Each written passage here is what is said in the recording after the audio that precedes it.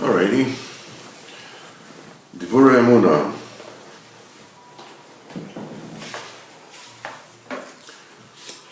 Daf Tzadik Daled. The main Sichas Chaverim is not to mix good and bad together, Rabbi Yitzchak says. As we said, Tikkun Chatzois, Al Domi Lachem, Ve'al Titnu Domi Loi. Don't you be quiet and don't let the Kodesh Baruch Hu. Don't let quiet to a Kodesh Baruch Hu. We're talking about two kinds of quietness, of silence. One is Al Titnu Domi Loi. Don't give a Kodesh Baruch Hu quiet. In other words, not to speak. Not to be quiet, and not to cease from talking before Kodesh Baruch Hu the word Kodesh. But also Al Domi Lachem. But also between you and yourselves, also don't be quiet. Speak Diburei Emunah one with his friend the way that you're supposed to use the mouth to speak Diburei Kodesh Baruch Hu. Also, you need to use the mouth to speak with Diburim between us. His oils and his chaskus. This is one of the basic advice that Rabbeinu gives. A lot of Siras Rabbeinu. Now the Ben Diburim have to be how to mischazek, how to get re-energized, and psyched up, and how to be very careful in the places of heter, where good and bad is mixed together, like eating and sleeping, that need a lot of avoid, they need a lot of effort to sift and to purify, the good and behave with them properly. It is said in when Rabbeinu says when a person is awake, he's very much aware to his deeds. And his koich, he can keep himself, he can guard himself, and he can behave properly with all the things which are allowed. But at the time when he's asleep, he can't sort out the good from the bad. Then the Yetzer can, bring a person down with chataim, which they themselves are, as we said, are the essence of slumber. If you remember, the Taiva Yedua is the source from Sheina, is from sleeping. Now, the time of slumber is not when you sleep, but when a person is awake, when his mind is at work. Then he controls himself. Then he has to know that there is a time when good and bad are mixed together, which is a time of slumber, which can bring him down. Can bring him down. So you have to be ready for it when you're awake, with a clear mind. Same thing in the time of eating and other iskei guf. They're all, the mix of good and bad. You have to be mishtadel that your good will be so purified, will be so clean, that the bad won't have a toehold in it, whatever, there's nothing to grab. And the bad will be totally bottled. He says, all the real Oiv de Hashem, all of them.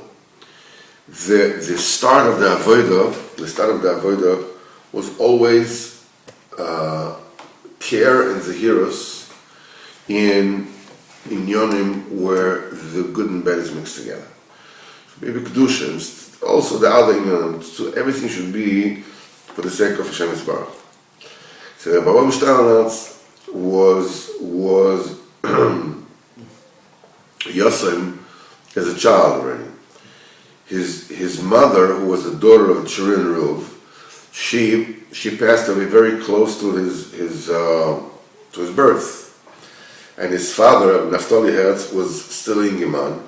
He married another woman. And Rabbi Avon was in his younger years was shuttling back and forth from the house of his grandfather, the Chirin Ruv, and the house of his father.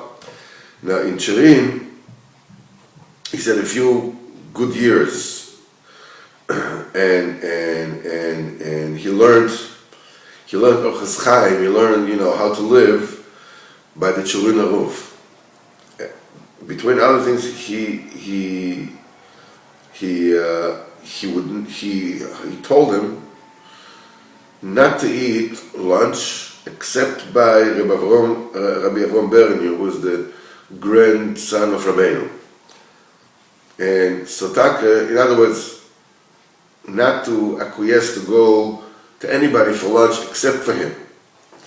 So when Avram Berni invited him for lunch, immediately he went. No, Avram Berni was a wealthy man, was a very wealthy man. And they made a very, very sumptuous meal for him. And through the Seudah, Rabbi Avram Sternatz looked at the behavior of Rabbi Avram Berni. And he was like floored by him. He saw how he put a spoon into the plate. And when he put the food to his mouth, he put the spoon on the table, lifted his eyes to Hashem's Baruch. And again he took the food, put the food in his mouth, and put the spoon down. In other words, he would take a spoonful, eat, and put the spoon down, lift his eyes to Hashem. Then lift the spoon, take another spoonful, put in his mouth, and that's the way he used to do. Each time he put the spoon down, lift his eyes to Hashem's Baruch. Wow. This is how he did the entire Suda. He never ate one spoon after the other.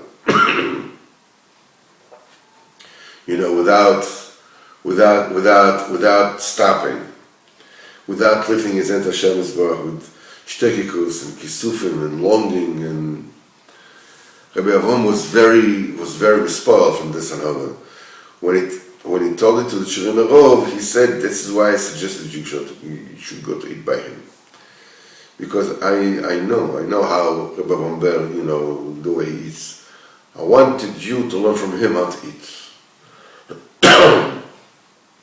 When he speaks about the shining, the shining of the letters that there is of the Ma'aser Bereishis that exists in everything when you eat, and the root of the achila of eating and drinking is from the shining of the letters that are intrinsic in them, and the avodah is that you're drinking and you're eating, and all the rest of the pleasures of this world, all those that are allowed, would be dafka from the shorish. You should enjoy the shorish, enjoy the root, which is the shining of the oasis.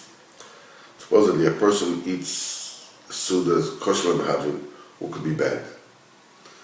So there's no real bad here, but there's a mixture of good and bad, especially if one doesn't eat the way one's supposed to. Just shovel it in, Yeah. And then, since when a person is not careful for mixing good and bad together, it's very easy for the Baal Davar to throw him over to a total bad. And this makes this comes the nocturnal emission. This is being brought about from being not careful in the mixture of good and bad.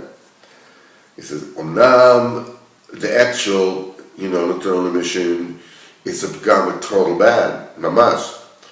But its root comes from the fact that one is not careful in the mixture of good and bad to sift the good from the bad. This brings about mamash ragom and mamash bad.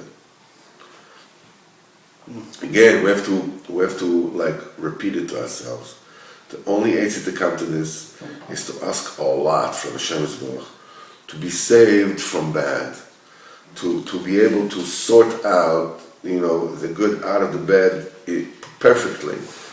And this inyan of davening a lot for every single thing, that's the derech of Rabbeinu. That's the yisod. That's the basic of Rabbeinu's derech. Just ask for everything.